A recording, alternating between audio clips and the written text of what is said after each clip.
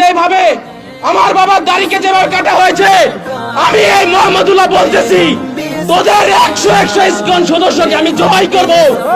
আমার বাবাকে তোরা যেভাবে বুকের ভিতরে এরকম নিরীহ মানুষটাকে লাথি মেরেছিস, তোদেরকে বলতেছি তোদেরকে আমি জবাই করব।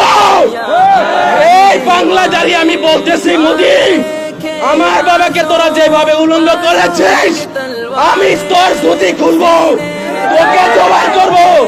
আমি মোহাম্মদুল্লাহ বলতেছি, আমার বাবাকে তোরা যেভাবে ভারত পাচার করার নির্দেশ করেছিস, তোদেরকে ভারতের ওই শিকড় থেকে পায়ে বেরি বেঁধে গাজওয়াতুল হিন্দের সৈনিক হিসেবে যে তোদেরকে নিয়ে আসবো ইনশাআল্লাহ। এই বাংলায় তোদেরকে জবাই করা হবে, এই বাংলায় তোদেরকে জবাই করা হবে ইনশাআল্লাহ তাআলা। আমার বাবাকে ওরা গত 21 তারিখে আমার বাবা সকালে আজগার আদায় করার পর 7টার দিকে হাঁটতে বের হয়েছিল। ওরা মাজুখান বাজার, গাজীপুরে মাজুখান সবাই ছিলেন। ওই মাজুখানে ওই জায়গায় 7টার দিকে কোনো দোকান খোলা থাকে না। ওরা 5 মিনিটের ভিতরে একটা অ্যাম্বুলেন্স ভাড়া করে আমার বাবাকে সরাসরি চাপ মেরে গাড়ি থেকে নেমে বাবার মুখে রুমাল ধরা হয়। তারপরে বাবা যেন রুমাল থেকে মুখ সরাতে না পারে সেজন্য বাবার পিছে বাবার ব্রেন টিউমারের সিরিয়াস অপারেশন হয়েছে। ডাক্তার বলছে এখানে যেন আঙ্গুলের ইশারাও না লাগে। ওরা ওইখানে এরকম ভাবে জোরে জোরে 3টা থাপড় মারছে আমার বাবাকে। আমার বাবাকে থাপড় মারার পর আমার বাবা আর সইতে পারে নাই।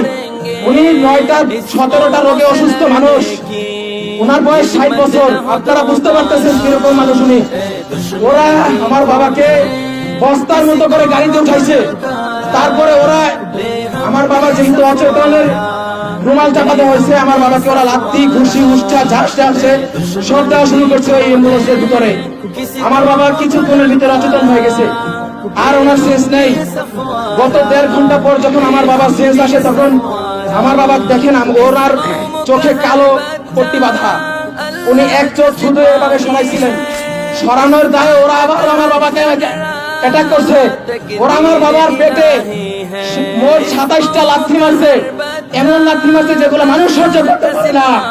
আমার বাবার ব্রেন টিউমার অপারেশন হয়েছে, ওইখানে ওরা 25টার মতো থাবর মারছে।